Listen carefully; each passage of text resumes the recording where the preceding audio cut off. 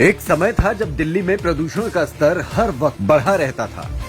धूल और धुएं की चादर दिल्ली पर छाई रहती थी। लेकिन पिछले 10 साल में दिल्ली सरकार ने प्रदूषण के खिलाफ ऐसा महायुद्ध छेड़ा कि साल दर साल दिल्ली की हवा सुधरती चली गई और दिल्ली की हवा से 34.6% प्रदूषण कम हो गया। 2016 में जहां 243 दिन प्रदूषण भरे होते थे, वहीं 2023 में ये घटकर 159 दिन रह गए। ये क्रांतिकारी बदलाव आया है दिल्ली सरकार की क्रांतिकारी सोच और क्रांतिकारी कदमों से, जिसका नतीजा आज दिल्ली ही नहीं बल्कि पूरी दुनिया देख रही है। लेकिन सर्दियों में ठंडे मौसम की वजह से कुछ दिनों के लिए प्रदूषण पीक पर पहुंच जाता है। अब इसी से निपटने के लिए दिल्ली सरकार ने 21 सूत्रीय एक्शन प्लान बनाया है।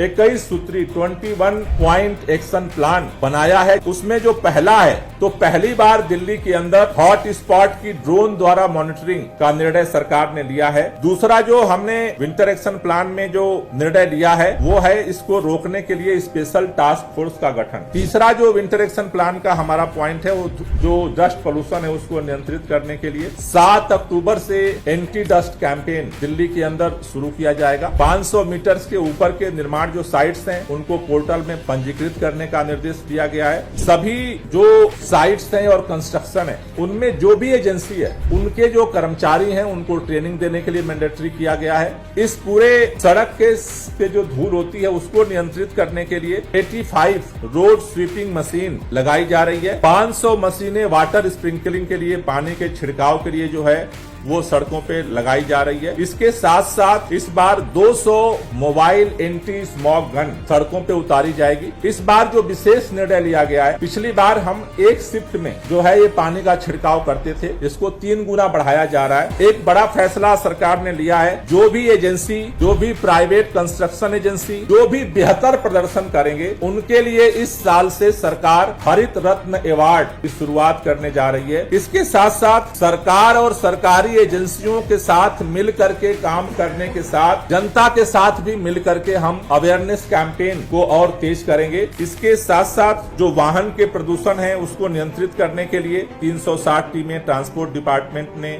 पीयूसी चेक करने के लिए बना लिया है। जो भीड़ भाड़ वाले इलाके हैं उसमें 134 सड़कों की पहचान, जहां पे जाम लगती है उसको ट्रैफिक पुलिस ने उस पर कार्रवाई करने के लिए टीमों का गठन किया है। साथ ही साथ दिल्ली के अंदर पिछले साल की तरह ही पराली को नियंत्रित करने के लिए बायो डिकम्पोजर का छिड़काव किया जाएगा। इन सारे अभियानों को नियंत्रित करने के लिए जैसा हम हर साल शुरू करते हैं ग्रीन वार रूम और ग्रीन दिल्ली ऐप, इन दोनों को हम लॉन्च करेंगे। इसी तरह से औद्योगिक प्रदूषण को नियंत्रित करने के लिए जो 58 टीमों का गठन किया गया है, जो सारे औद्योगिक क्षेत्र में मॉनिटरिंग करेंगी और उस प्रदूषण को नियंत्रित करने के लिए भी आगे बढ़ेंगी। और इस साल जो 64 लाख पेड़ पौधे लगाने का लक्ष्य है उसको हम और तेज करने की तरफ बढ़ रहे हैं। रियल टाइम सोर्स अफोर्समेंट स्टडी, पिछली बार इसको लेकर के काफी डिस्कशन हुआ था, तो अभी सरकार ने यह निर्णय लिया है और हमने निर्देश दिया है कि इसको डीपीसीसी की निगरानी में ही इसको संचालित किया जाएगा। ई वेस्ट इको पार्क के निर्माण के लिए